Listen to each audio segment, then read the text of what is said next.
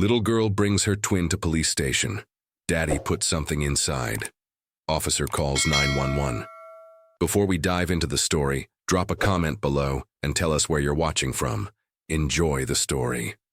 The rain hammered against the windows of the Ashwood County Police Station like 1,000 tiny fists demanding to be let in. It was nearly midnight and Officer Brennan sat alone at the front desk, nursing a cup of cold coffee and listening to the storm rage outside. He'd worked this shift for 12 years. 12 years of drunk drivers, domestic disputes, and paperwork that never seemed to end. Nothing surprised him anymore, or so he thought. The front door swung open with a violent gust of wind, and Brennan looked up. A little girl stood in the doorway. She couldn't have been more than 5 years old, soaked to the bone, her brown hair plastered against her face. But it wasn't the rain that made Brennan freeze. It was what she was pushing, a rusty shopping cart, and inside it, curled up like a wounded bird, was another little girl, identical to the first, a twin. But this one wasn't moving much. Her eyes were half closed, her breathing shallow, and her belly. Something was wrong with her belly. It was swollen, unnaturally round, pressing against her thin cotton dress. Brennan shot to his feet, his chair scraping loudly against the floor. "Sweetheart," he said, keeping his voice calm even as his heart pounded. "What happened? Where are your parents?" The girl who had pushed the cart looked up at him. Her eyes were wide, dark, and filled with something Brennan couldn't quite name. Fear? Exhaustion? Determination? "She's sick," the girl said quietly. "Real sick." Brennan knelt down, trying to get a better look at the twin in the cart. The child's face was pale, her lips almost colorless. He reached for his radio. "I need an ambulance at the station now, child in distress." The girl didn't move. She just stood there, gripping the handle of the cart like it was the only thing keeping her upright. "What's your name, honey?" Brennan asked gently. "Mavis." "Okay, Mavis, and your sister?" "Ivy." "Where's your mom, your dad?" Mavis's face tightened. She looked down at her sister, then back at Brennan. Daddy put something inside." Brennan felt the air leave his lungs. "Inside?" he repeated carefully. "Inside where, Mavis?" The girl pointed at Ivy's swollen belly. "He said it was nothing, said it would go away. But it didn't." Brennan's mind raced. Poisoning? Ingestion of something toxic? He needed to keep the girl talking until help arrived. "Where's your daddy now?" Mavis shook her head. "Gone. He left after Granny yelled at him." "Granny, is she with you?" "No." Mavis's voice cracked. "They took her away." Before Brennan could ask another question, the sound of sirens pierced the night. The ambulance screeched to a halt outside, and paramedics rushed in with a stretcher. Brennan stepped back as they carefully lifted Ivy from the cart. Mavis tried to follow, but Brennan gently held her back. "They're going to help her, okay? You did the right thing bringing her here." Mavis looked up at him, and for the first time, tears filled her eyes. "Is she gonna die?" Brennan crouched down, meeting her gaze. "Not if I can help it." As the paramedics loaded Ivy into the ambulance, Mavis whispered something so softly that Brennan almost didn't hear it. "Granny said, if something bad happens, go to the police." Brennan's chest tightened. This child had walked through a storm, pushing her sister in a shopping cart because someone, this Granny, had taught her to seek help when no one else would. The ambulance doors slammed shut and the vehicle sped off into the night. Brennan looked down at Mavis, standing alone in the middle of the station, dripping water onto the tile floor. "Come on," he said gently. "Let's get you dry. And then you're going to tell me everything." But as Mavis reached into the pocket of her soaked dress and pulled out a crumpled piece of paper, Brennan realized this night was far from over. The fluorescent lights of Ashwood County Hospital buzzed overhead as Brennan stood outside the emergency room, watching through the glass window. Inside, a team of doctors surrounded Ivy's small body, moving with practiced urgency. Mavis sat beside him on a plastic chair, wrapped in a blanket someone from the station had brought. Her wet clothes had been replaced with oversized scrubs that made her look even smaller than she was. She hadn't said a word since they arrived. A doctor emerged from the room, pulling off his gloves. His face was tight with concern. "Officer Brennan?" "Yeah, what's the situation?" The doctor glanced at Mavis, then lowered his voice. "We've run preliminary tests. No signs of poisoning or foreign objects. But that swelling, it's not normal. We're running more tests, but it's going to take time. What could cause something like that? Could be a number of things. Infection, fluid buildup, possibly something structural. We just don't know yet." Brennan nodded slowly. "The other girl said her father put something inside. Any idea what that means?" The doctor hesitated. "At this point, we're treating it as a medical emergency. If there's suspicion of harm, we'll involve the proper authorities. But right now we need to focus on stabilizing her." As the doctor walked away, Brennan turned to Mavis. She was staring at the floor, her small hands gripping the edges of the blanket. "Mavis," he said gently, "I need to ask you some questions. Is that okay?" She nodded without looking up. "Where do you live?" "With Granny." "And where's Granny now?" Mavis's lip trembled. "I don't know. Men came. They said she couldn't stay by herself anymore. They took her away in a car." "When was this?" "A long time ago. Maybe 3 sleeps. 3 days. Brennan's jaw tightened. These kids had been alone for 3 days. "And your daddy? Where's he?" "He comes sometimes, but not a lot. He gets mad when Granny talks to him." "What does he get mad about?" Mavis finally looked up. Her eyes were red-rimmed but dry, as if she'd used up all her tears long ago. Granny kept saying Ivy was sick, that she needed a doctor, but Daddy said it was just worms, that it would go away. Worms. That's what he said. Brennan felt a cold knot forming in his stomach. How long had this child been suffering while adults dismissed it as nothing? Before he could ask more, a woman in a dark blazer approached. She had kind eyes but a serious expression. She extended a hand. "Officer Brennan? I'm Darla Fincham, Child Protective Services." They shook hands, and Darla knelt down to Mavis's level. "Hi, sweetheart. My name is Darla. I'm here to help you and your sister. Is that okay?"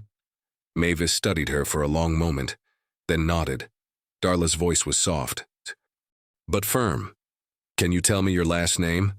"Haddock." "And your granny's name?" "Lorraine. Lorraine Haddock." Darla pulled out a tablet and began typing.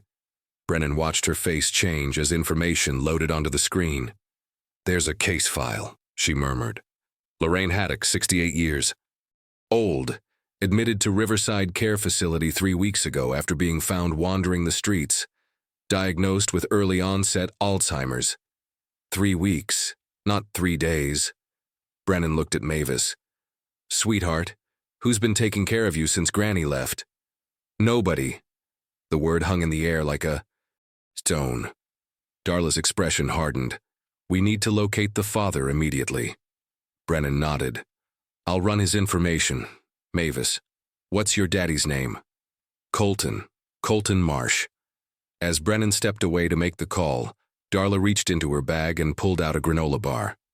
"Here, you must be hungry." Mavis took it carefully, as if she wasn't sure it was really for her. She unwrapped it slowly and took a small bite. "Mavis," Darla said gently, "do you know where you live? Your address?" Mavis shook her head. "I don't know the number, but I know how to get there. Granny used to walk with us." "Do you remember anything about the house?" "It's blue, kind of. The paint is falling off." Darla made notes, then paused. "Mavis, when you came to the police station, how did you know to go there?" For the first time, a small, sad smile appeared on Mavis's face. "Granny told me. She said if something really bad happens and she's not there, go to the police, they'll help." Darla's eyes glistened. She reached out and gently squeezed Mavis's hand. "Your Granny was right." Brennan returned, his face grave. "Colton Marsh. Multiple minor offenses. Last known address is a trailer park on Route 9. No phone on record." Darla stood. We need to check the home address first, see what we're dealing with. Brennan looked at Mavis. We're going to figure this out, okay? You and Ivy are going to be safe. Mavis nodded, but her eyes drifted back to the emergency room window. As Darla reached into her pocket to retrieve her keys, something fell out. A small photograph. She picked it up quickly, but not before Brennan saw it. A much younger Darla with an elderly woman, both smiling. Their eyes met briefly. Something unspoken passed between them. Darla slipped the photo back into her pocket and cleared her throat.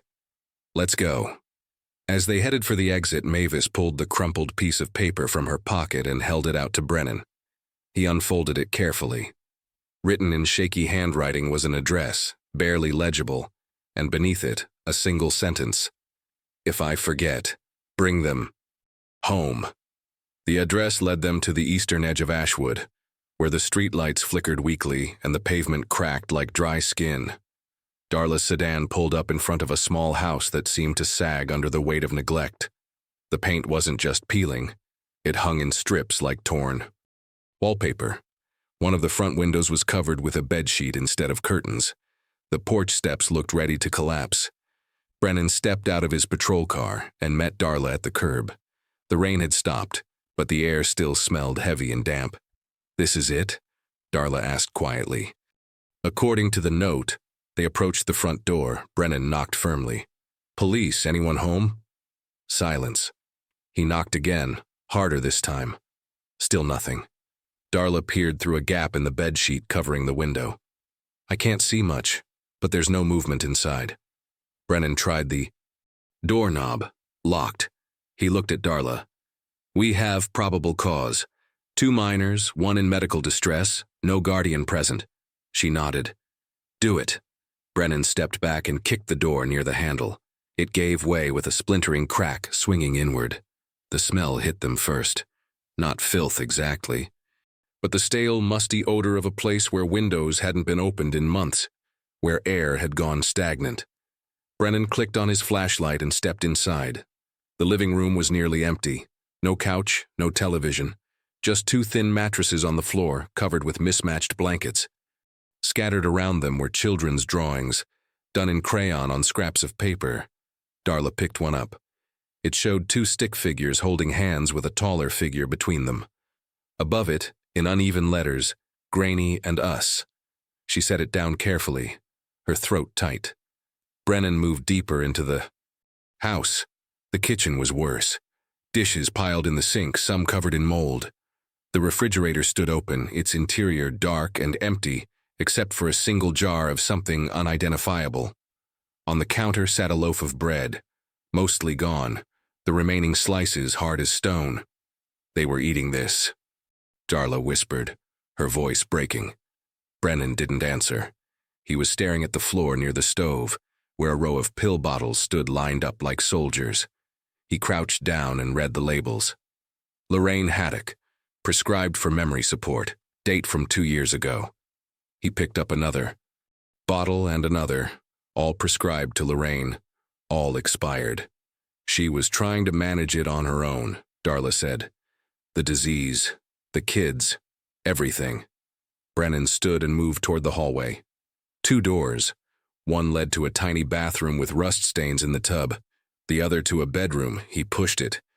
Open. The room was small, dominated by a single bed with a handmade quilt. On the nightstand sat a stack of photographs in cheap frames. Brennan picked one up. It showed a much younger Lorraine, smiling broadly, holding 2 infant girls. Her face radiated joy. He flipped to another photo. Lorraine.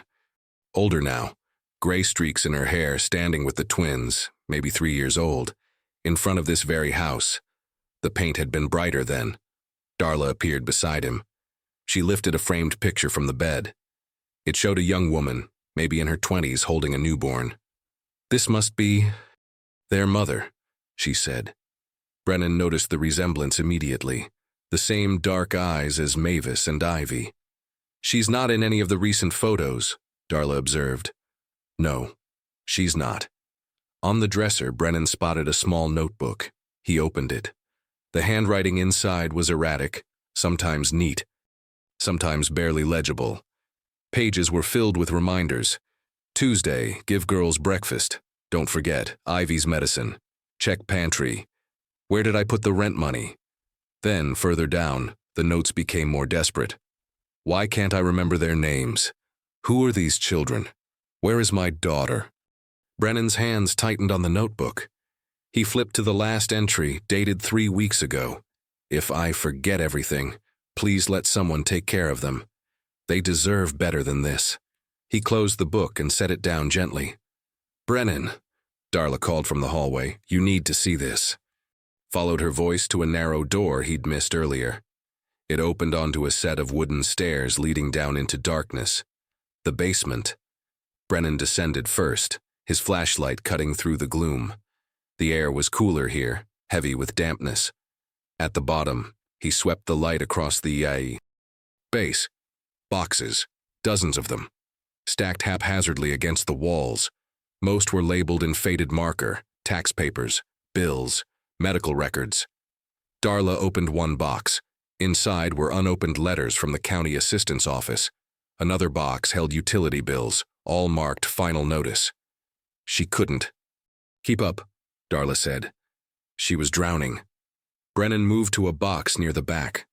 This one was different, smaller, personal. He opened it. Inside were letters, dozens of them, all addressed to 2 names, Marcus Haddock and Shelby Haddock. He pulled one out and unfolded it. The handwriting matched the notebook upstairs. Dear Marcus, I know you're busy with your new life. I don't mean to be a burden. But the girls are growing so fast and I wish you could see them. They ask about you sometimes. I tell them you'll visit soon. Please write back when you can. Mom, the letter was dated 4 years ago. 4. It had never been sent. Brennan checked the others. None of them had been sent. Darla stood beside him, reading over his shoulder. Her jaw was set, her eyes hard. She was alone, she said. Completely alone. Brennan set the letters back in the box. As he did, something else caught his eye. A manila envelope at the very bottom. He pulled it out and opened it. Inside was a single document, a death certificate. Name, Rebecca Lynn Marsh. Cause, complications during childbirth. Date, 5 years ago. Brennan looked up at Darla. The twins' mother. She died the day they were born. Darla's face went pale. And Lorraine has been raising them alone ever since. Brennan's radio crackled to life, making them both jump. Brennan, this is dispatch. We have an update on the patient. He lifted the radio. Go ahead. The hospital just called. The child's condition is worsening.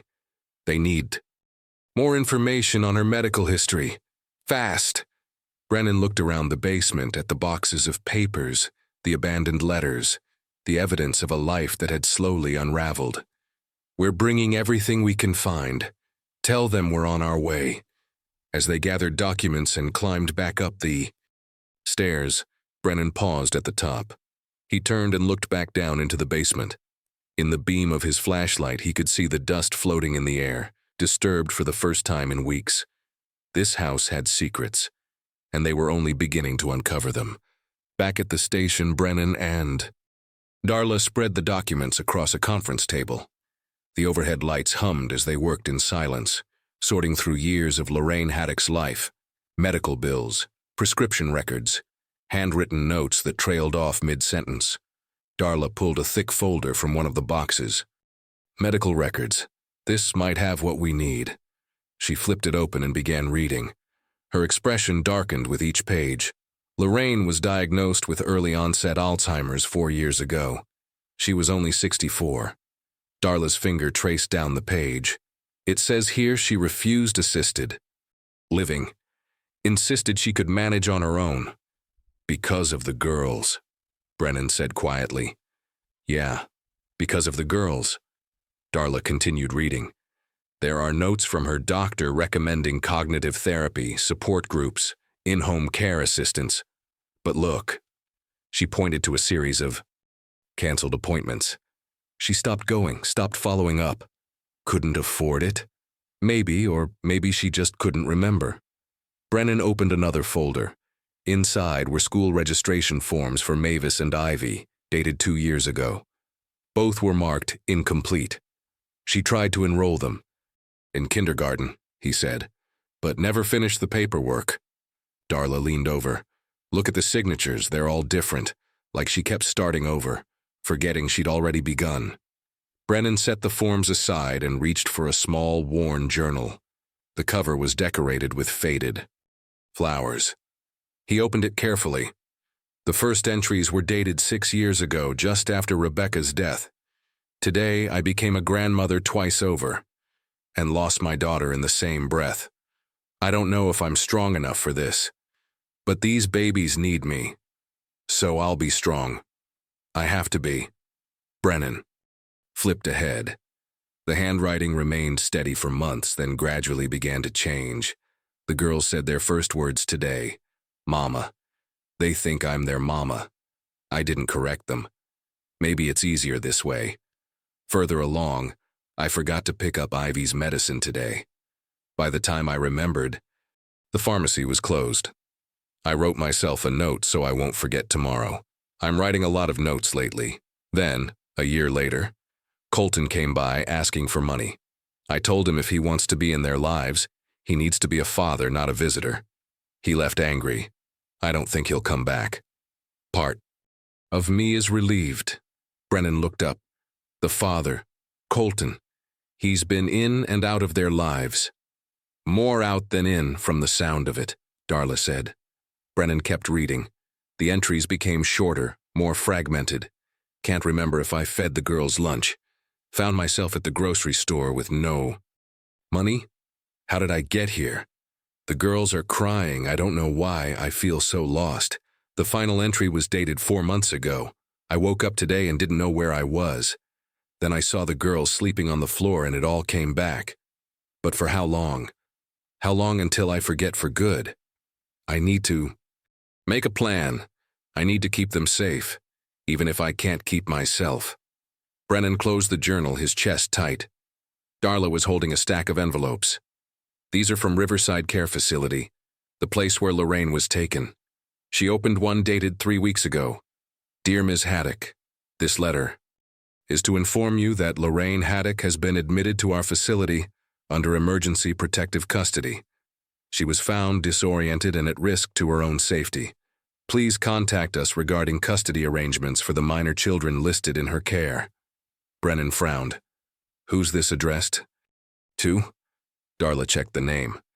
Shelby Haddock, one of Lorraine's children. The daughter who never responded to any of the letters. Looks like she didn't respond to this one either. Brennan stood and walked to the window, staring out at the dark street. Rain had started again, tapping softly against the glass. So Lorraine gets taken away. The facility sends a letter to her daughter who ignores it, and 2 5-year-old girls are left alone in that house for 3 weeks. Until Ivy got so sick that Mavis had no choice but to seek help, Darla finished.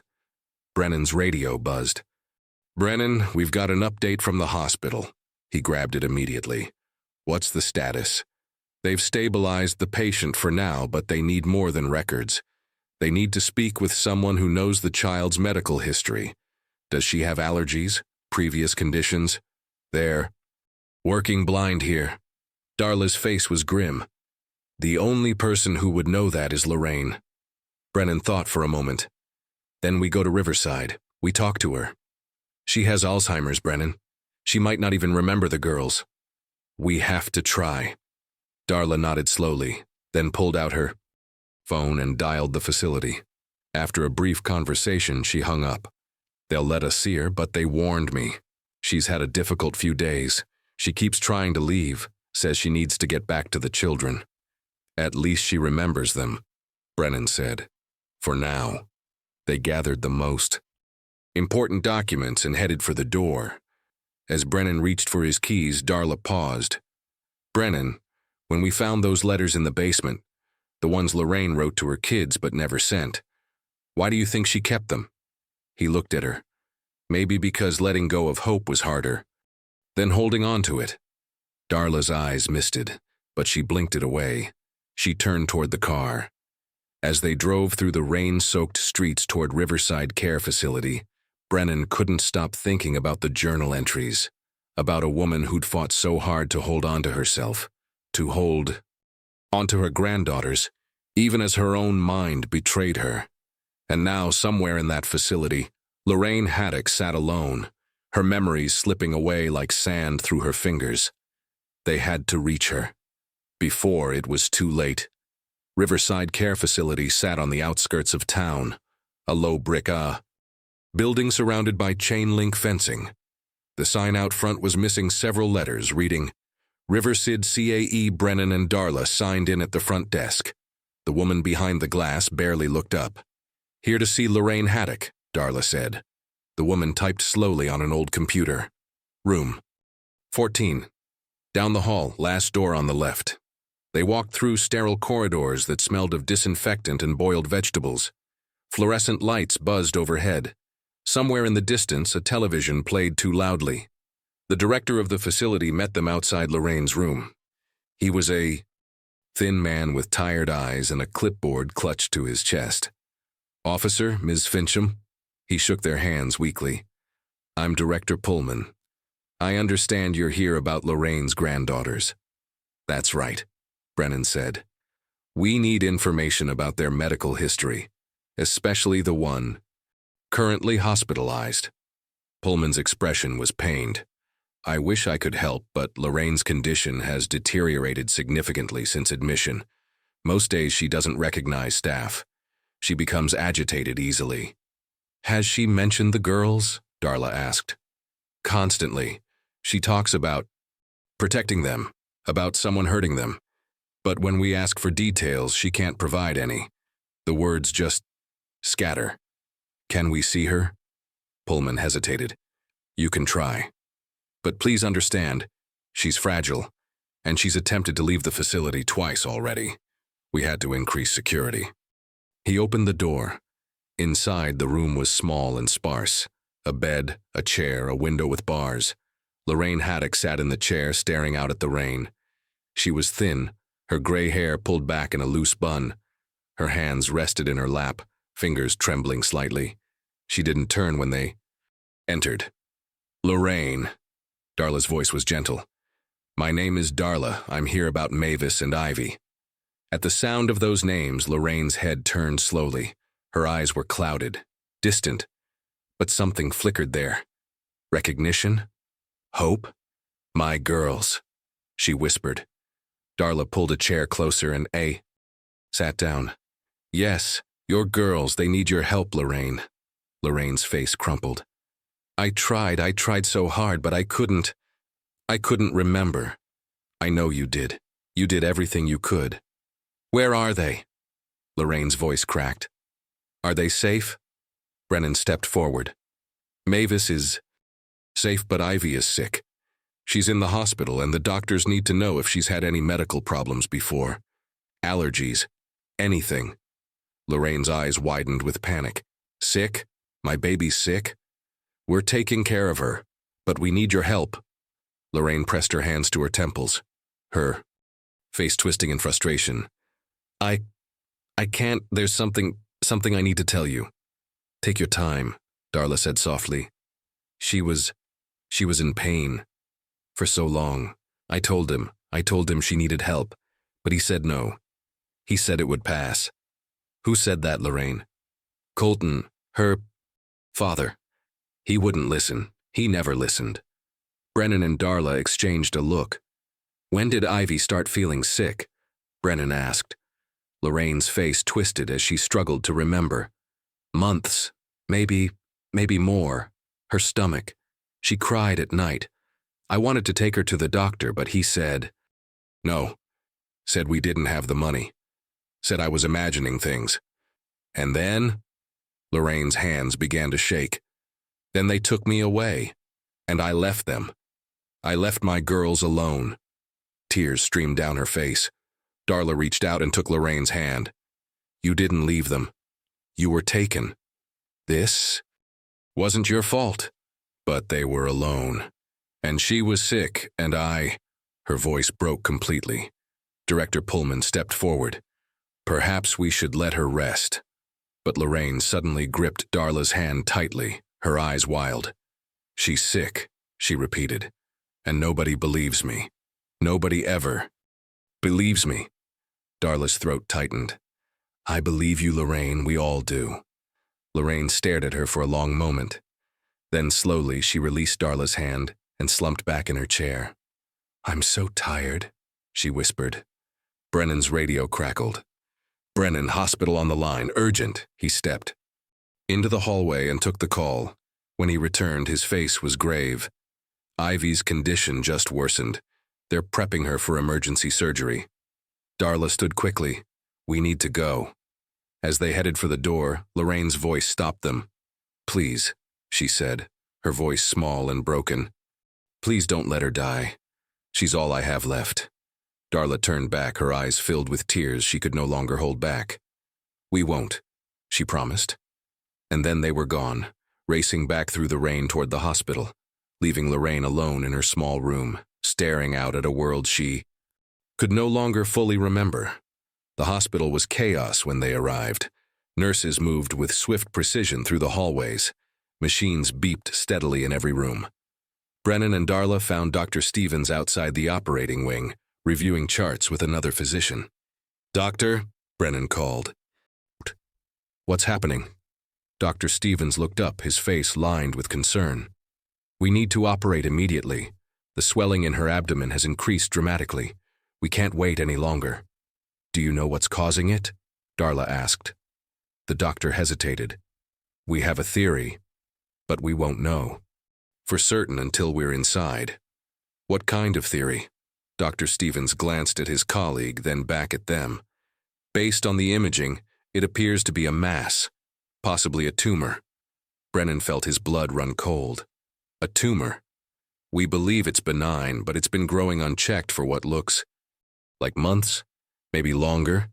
It's pressing against her organs, causing the swelling and pain." Darla's hand went to her mouth. "And if it had been caught earlier, it would have been a routine procedure. Minor surgery, quick recovery." The doctor's jaw tightened. "But now it's complicated. We move carefully." "How long has she been suffering with this?" Brennan asked quietly. "Based on the size and position, I'd estimate 6 months, possibly more. 6 months, half a year of a child living in pain while adults dismissed it as nothing." Dr. Stevens checked his watch. "We're taking her in now. The surgery will take several hours. There's a waiting area on the 2nd floor." "Can I see her first?" Darla asked. "Just for a moment?" The doctor nodded. They were led to a pre-op room where Ivy lay on a gurney, small and pale beneath white sheets. An IV was attached to her tiny arm. Her eyes were half closed, heavy with sedation. Mavis sat beside her, holding her sister's hand. When she saw Brennan and Darla, she looked up with red-rimmed eyes. "Is she going to be okay?" Darla knelt beside her. "The doctors are going to do everything they can. Your sister is very brave." "She's always been brave," Mavis whispered. "Even when it hurt, she didn't cry much. She didn't want to worry Granny." Brennan's chest ached. This child, these children, had learned to hide their pain to protect the one person trying to care for them. A nurse entered. "We're ready." Mavis squeezed Ivy's hand. "One more time. I'll be right here when you wake up. I promise." Ivy's lips moved, barely forming words. "Love you. Love you too." They wheeled her away, and Mavis stood frozen, watching until the doors swung closed behind her sister. Brennan placed a gentle hand on her shoulder. "Come on. Let's sit down." They moved to the waiting area. Mavis sat between Brennan and Darla, her small frame rigid with fear. "Mavis," Darla said carefully, "when did Ivy first start complaining about her stomach?" Mavis thought for a moment. "A long time ago, before Christmas, I think." "And what did your daddy say when you told him?" Mavis's face darkened. "He said she just ate something bad, that kids get stomach aches all the time. Granny wanted to take her to the doctor, but Daddy said we didn't have money for that." "Did Granny try anyway?" "She called someone once. I heard her on the phone. But then, Daddy got really mad. He yelled at her, said she was making problems where there weren't any." Darla's hands clenched into fists. And after that, Granny kept giving Ivy medicine from the store, the kind that's supposed to help tummies. But it didn't work. Ivy kept getting worse. Did you tell anyone else, a teacher, a neighbor? Mavis shook her head. We didn't go to school. Granny tried to sign us up once, but she forgot to finish the papers. And we don't really know the neighbors. Isolated. Invisible. Two little girls slipping through every crack in the system. Brennan stood abruptly. I need to make a call. He stepped into the hallway and dialed the station. I need an APB on Colton Marsh, last known address, Route 9 Trailer Park. I want him found. Now. When he returned, Darla was showing Mavis pictures on her phone, photos of puppies and kittens to distract her. But Mavis wasn't looking at the screen. She was staring at the operating room doors. She's strong, Mavis said softly. Stronger than me. You're both strong, Darla said. What you did, bringing her here, that took incredible courage.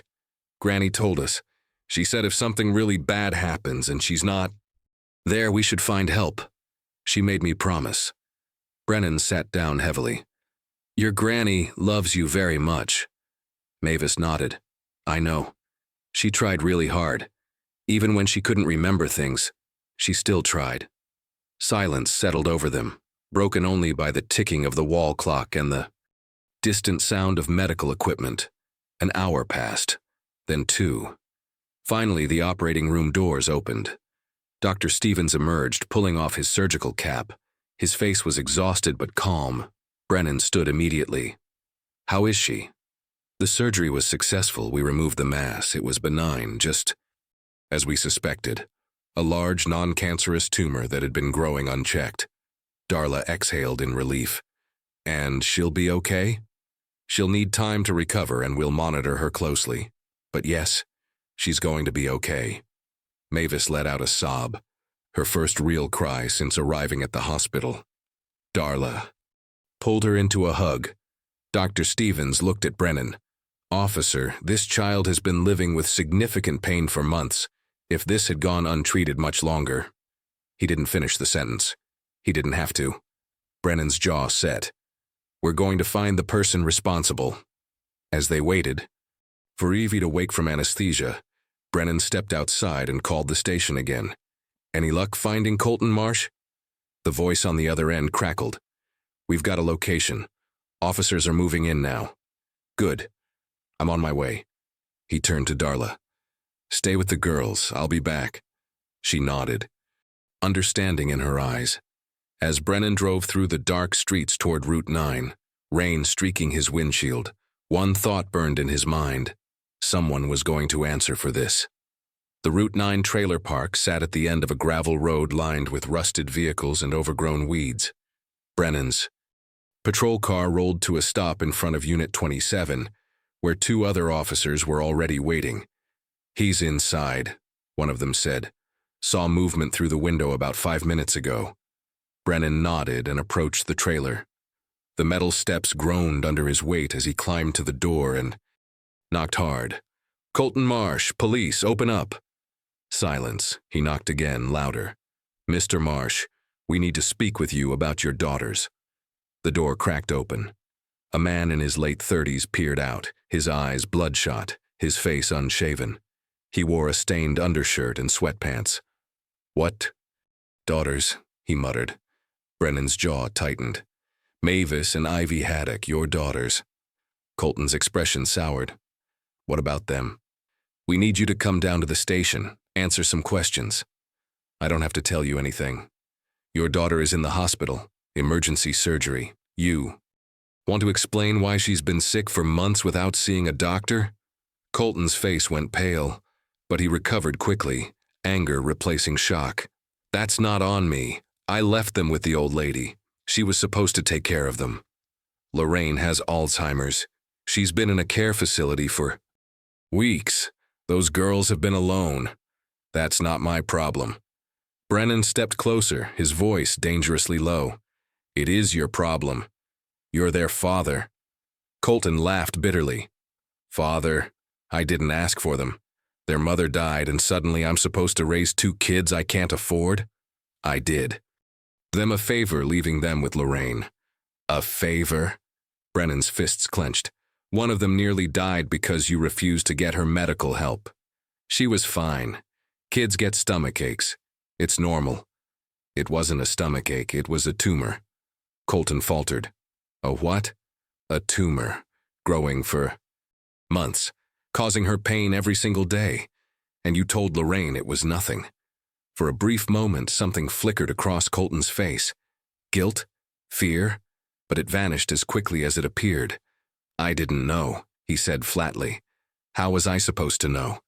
By taking her to a doctor like any responsible parent would. Colton's expression hardened. I'm not going anywhere with you. You can't prove I did anything wrong. Brennan pulled out his handcuffs. Colton Marsh, you're under arrest for child neglect and endangerment. This is garbage, Colton shouted as Brennan cuffed him. You think I'm the bad guy? You don't know what that old woman put me through, always nagging, always judging. I couldn't take it anymore. Brennan guided him down the steps. As they walked toward the patrol car, Brennan glanced back at the trailer. Through the grimy window, he could see inside. A card. Table covered with empty bottles. A couch with torn upholstery. And there, on the far wall, a single photograph tacked to the paneling. Brennan paused. It was a picture of Colton, much younger, cleaner, holding two newborn babies wrapped in pink blankets. His face in the photo looked almost tender. On the table beneath it, half buried under junk mail, was another photo. This one showed a young woman with dark hair and a bright smile. Rebecca, the twins' mother. Brennan looked at Colton, slumped in the back of the patrol car, and felt a flicker of something unexpected. Not sympathy, but understanding. This man had lost someone too. And instead of rising to meet the challenge, he'd run from it. Left two innocent children to pay the price for his grief. As they drove back toward the station, Colton stared out the window, his face blank. You don't know anything, he muttered. None. You do. Brennan glanced at him in the rearview mirror. Then tell me. Help me understand. Colton was silent for a long moment. Then quietly. She was supposed to be here. Rebecca. She was supposed to help me raise them. But she's gone. And every time I looked at those girls, all I saw was what I lost. So you abandoned them. I gave them to someone who could handle it. Lorraine wanted them. She begged me to let her take them. And when she got sick, when she couldn't handle it anymore, Colton turned away. I didn't know it was that bad. You didn't want to know. The rest of the drive passed in silence. When they arrived at the station, Brennan led Colton inside and placed him in an interrogation room. As he closed the door, Colton's voice stopped him. Are they okay, the girls? Brennan looked back. One of them almost wasn't, and he shut the door. Darla sat in the hospital waiting room. Mavis curled up asleep in the chair beside her. The little girl's head rested against Darla's shoulder, her breathing soft and steady.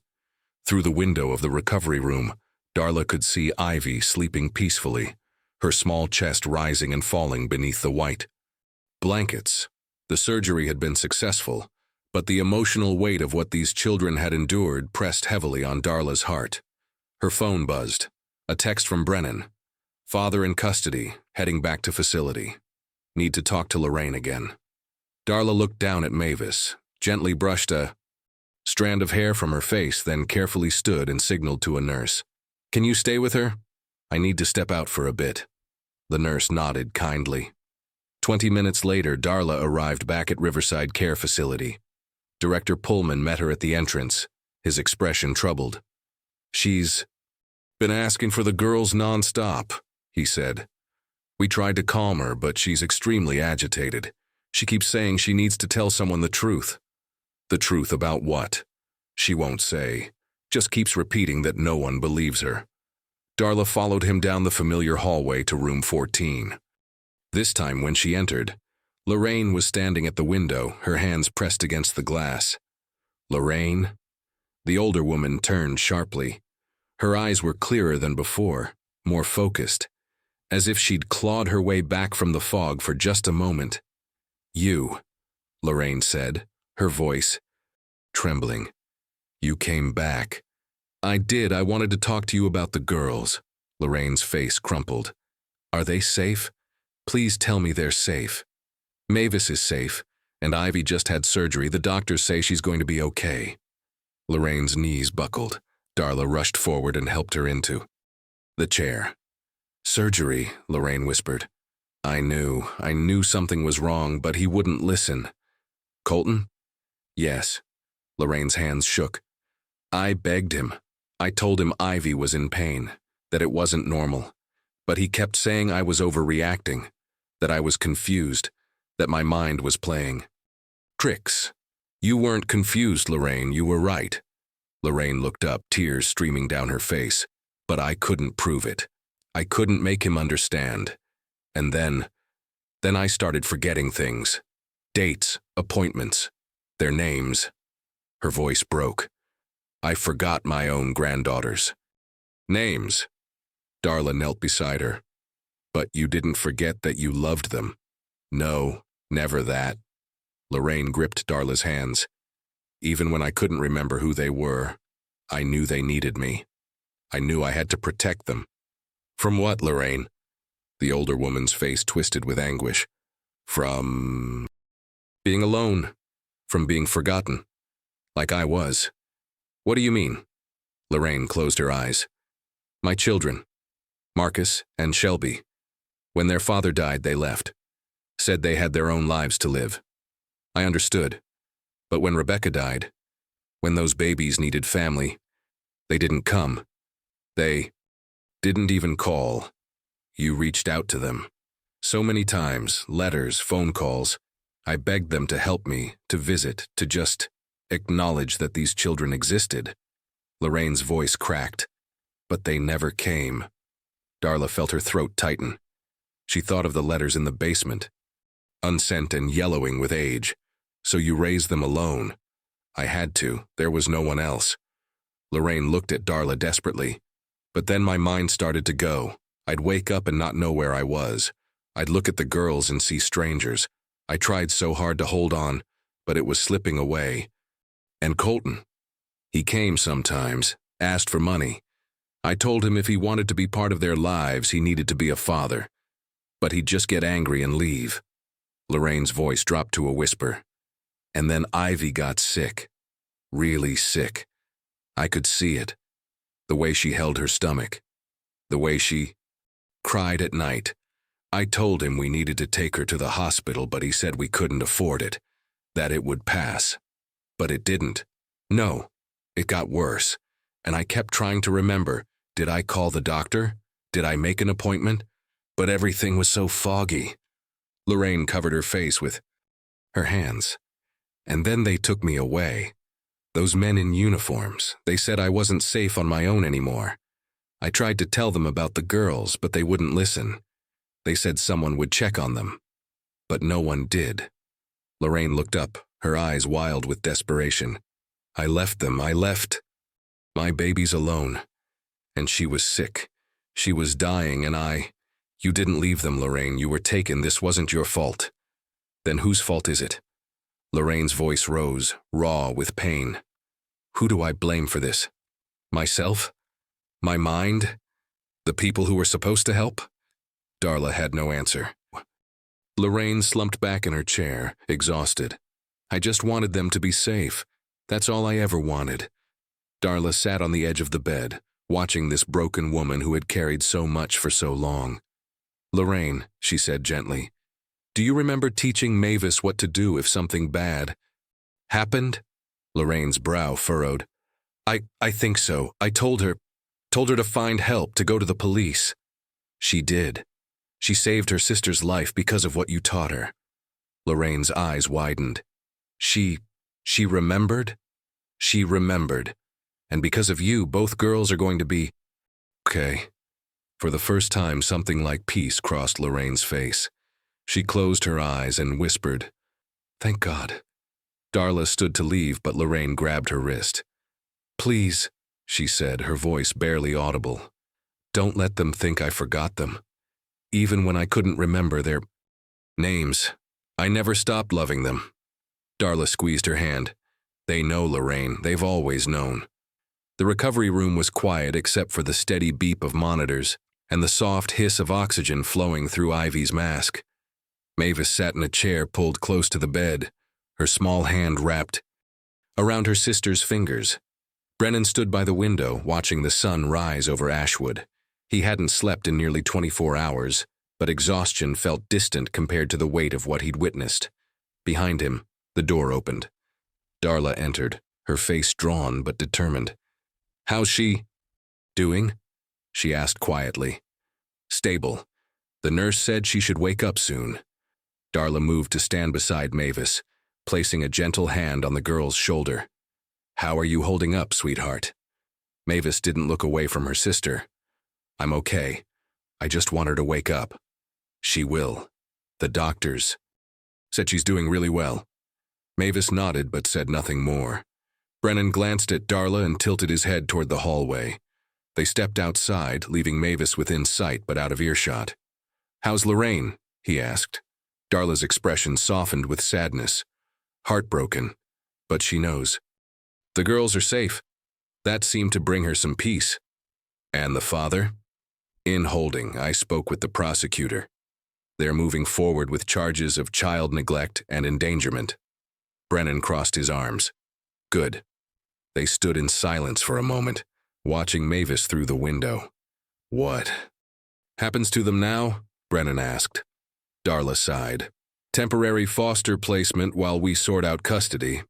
Lorraine's condition makes it impossible for her to care for them, and Colton will likely lose parental rights entirely." "What about the other family? Lorraine's other children?" I reached out. Again, Marcus said he'd think about it. "Shelby still hasn't returned my calls." Darla's voice hardened. "They don't want them, Brennan. They've made that clear. So these kids just bounce around the system? Unless we find a permanent placement, a family willing to take both of them." Brennan looked back at Mavis, this brave, resilient little girl who had walked through a storm to save her sister. The thought of her being separated, shuffled between strangers, made his chest ache. "There has to be another way," he said. Before Darla could respond, a soft sound came from the recovery room. Mavis stood up quickly. Ivy, can you hear me?" Brennan and Darla hurried back inside. Ivy's eyes fluttered open slowly, unfocused at first. Then they landed on her sister's face and a weak smile appeared. "Mavis," she whispered, her voice raspy. "I'm here, I'm right here." Ivy's gaze drifted, to Brennan and Darla. Where am I?" "You're in the hospital," Darla said gently. "You had surgery, but you're going to be okay now." "Surgery?" Ivy's brow furrowed in confusion. Mavis squeezed her hand. "You were really sick, but the doctors fixed it. You don't have to hurt anymore." Ivy's eyes filled with tears. "It doesn't hurt?" "No, sweetheart," Darla said, her own voice thick with emotion. "It doesn't hurt anymore." Ivy closed her eyes again, a single tear sliding down her cheek. "Good." A nurse entered to check vitals, and Brennan stepped back to give them space. He watched as Mavis refused to let go of her sister's hand, even as the nurse worked around them. These two girls had been through so much, and yet here they were, holding on to each other with a strength that defied their age. Darla joined him by the door. "They're going to need stability, consistency, people who won't give up on them." Brennan nodded slowly. An idea was forming in his mind, but he wasn't sure if he was ready to speak it aloud. Not yet. For now, he just watched as Ivy drifted back to sleep, her sister keeping vigil beside her. And somewhere across town, in a small room at Riverside Care Facility, Lorraine sat by her window, staring out at a world she could barely remember, holding on to one simple truth. Her girls were safe. 3 days later, Ivy was moved from the ICU to a standard recovery room. Color had returned to her cheeks, and though she was still weak, the doctors were optimistic. Mavis never left her side. Brennan brought them books from the hospital library, and Darla made sure they had warm meals. Slowly, the girls began to open up, talking about their favorite colors, their memories of Granny's cooking, the songs she used to hum. But beneath the smiles there was still fear. Fear of what came next. On the fourth day, Darla received the medical report. She read it in the hallway outside their room, her hands trembling. The tumor had been benign, but the neglect ran deeper. Both girls showed signs of chronic malnutrition. Ivy's teeth had multiple cavities that had gone untreated. Mavis had an untreated ear infection that had likely caused her pain for months. These weren't just isolated incidents. This was systemic failure, by a father who refused responsibility, by a healthcare system that missed the signs, by family members who turned away. Darla closed the folder and leaned against the wall, fighting back tears. Brennan found her there. "You okay?" She shook her head. "No, I'm not." He didn't push, just stood beside her in solidarity. "The hearing is tomorrow," she said finally. "Colton's lawyer is arguing that he didn't know the extent of Ivy's condition, that he relied on Lorraine's judgment. That's garbage." "I know, but it might work." Brennan's jaw tightened. "What about the girls? What's the plan for them?" "Foster care. A family in the church community has agreed to take them temporarily." "Temporarily. That's all I can. Promise right now." Brennan looked through the window at Mavis and Ivy, sitting together on the hospital bed, sharing a picture book. "They deserve better than temporary," he said quietly. Darla met his eyes. "I know." Darla stared at her phone, the unanswered voicemails piling up. She'd called Marcus Haddock 3 times, Shelby twice. Neither responded. She opened a folder and pulled out a letter. Yellowed, creased, never sent. "Dear Marcus and Shelby, I know you're busy, but the girls ask about you. If anything happens to me, please don't let them be alone. Love, Mom." Brennan read it. Silently, his jaw tight. "Marcus told me yesterday he'd think about it," Darla said bitterly. "Shelby won't even answer. They're abandoning them, just like they abandoned Lorraine." "Yes." Brennan set the letter down. "So what happens now?" "Foster care, unless—" She hesitated. "Unless someone steps up." Their eyes met. It was 2 a.m. when Brennan's phone rang. "Officer Brennan, this is Riverside Care. Lorraine Haddock is missing." He sat up immediately. "What do you mean, missing?" "She was in her room at bed check. By midnight rounds, she was gone. We've searched the building. She's not here." Brennan was already pulling on his uniform. "How did she get out?" "We don't know. The front door was locked, but a side exit. The alarm was disabled." "I'm on my way. Alert local units." He sped through empty streets, his mind racing. Lorraine was confused, disoriented. She could be anywhere. His radio crackled. "Unit 12 reporting. Elderly woman spotted on Oak Street heading toward downtown. I'm 2 minutes out." He found her near the corner of 5th and Main, walking barefoot on the wet pavement. Her thin hospital gown clung to her frail frame. Rain soaked her gray hair. Brennan pulled over and stepped out slowly. "Lorraine." She turned, her eyes wild and unfocused. "I have to find them. My girls. They need me." "Lorraine, it's Officer Brennan. Remember me?" She stared at him, recognition flickering. "The policeman. You helped them." "That's right. And they're safe now, but you need to come with me."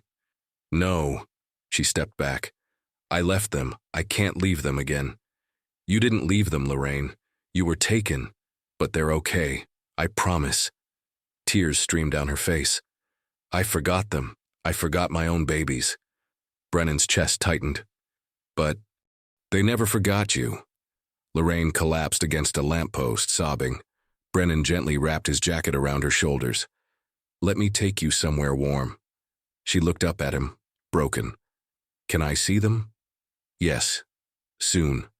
As he helped her into the patrol car, she whispered, "I just wanted to say, I'm sorry." Brennan brought Lorraine to the hospital instead of back to Riverside. She needed to see the girls. He knew the rules, but some things mattered more than protocol. Darla met them in the hallway, her eyes widening at Lorraine's condition. Wet, shivering, barefoot. "Is she okay?" "Physically, yes. but she walked miles in the rain looking for them. Darla grabbed blankets from a nearby cart. Mavis and Ivy are in room 214. They walked slowly, Lorraine leaning heavily on Brennan's arm. When they reached the door, she stopped, her hand trembling on the handle. What if they don't remember me? They remember, Darla said gently. Inside, both girls were awake. Ivy sat up in bed, Mavis beside her. When they saw Lorraine, Mavis gasped. Granny! She jumped down and ran to her grandmother. Lorraine dropped to her knees, pulling Mavis into her arms. I'm so sorry, Lorraine sobbed. I'm so sorry. Mavis didn't understand why Granny was apologizing, but she held her tight anyway. It's okay. We're okay now. Ivy climbed carefully out of bed and joined them, wrapping her small arms around Lorraine's shoulders. Lorraine looked at Ivy's face and suddenly called her by another name. Rebecca, my sweet Rebecca. Darla's breath caught. Lorraine thought Ivy was her deceased daughter, but Ivy didn't correct her. She just whispered, I love you, Granny. Lorraine held them both, tears streaming down her face, her mind tangled between past and present. Brennan and Darla stepped back, giving them space. After a long moment, Lorraine looked up at Brennan. Her eyes were clearer now. Thank you, she whispered, for bringing me to them. They needed to see you too. As the girls held their grandmother, something shifted in the room. A quiet peace settled over them. Lorraine might not remember everything. She might forget their names again tomorrow, but in this moment, love was enough. 2 months later, the courtroom was packed. Colton Marsh sat at the defendant's table, his head down. The judge read the verdict with a stern voice. Guilty of child neglect and endangerment. Parental rights terminated. Colton didn't react. He simply stared at his hands. Outside the courthouse, Darla met Brennan on the steps. It's official. The girls are wards of the state. Unless someone adopts them. Darla looked at him knowingly. Unless. Brennan had spent weeks thinking, talking to counselors, rearranging his life. It wasn't a decision he made lightly. I filed the paperwork this morning, he said quietly. Darla's eyes filled with tears. Brennan, I know I'm not perfect, but I care about them, and they deserve someone who won't walk away. She squeezed his arm. They're lucky to have you. Meanwhile, the girls had been placed with a kind foster family from the local church, the Carters. Mrs. Carter was gentle and patient. Her husband built a small garden in the backyard. One afternoon, Ivy knelt in the dirt, planting a tiny flower. Mavis watched from the porch.